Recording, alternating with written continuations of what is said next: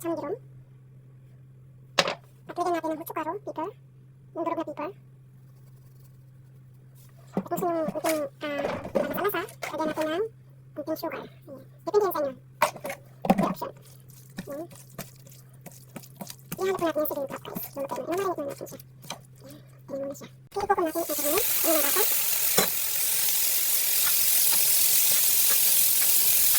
Timbang natin ang carrots para hindi mawala yung kanyang vitamina. Then ang sprouted or kunamul. Ang vivo bat. Ayan. I-steam lang natin yun guys.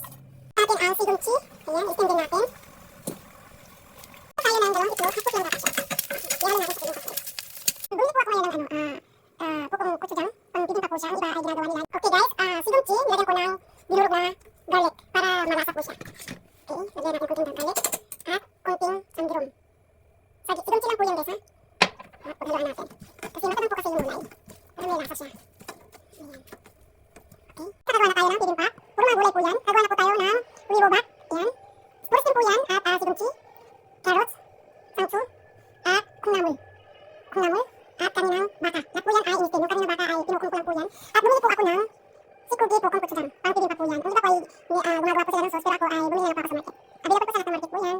So ayan. Wanso. Bibimbap. Wanso.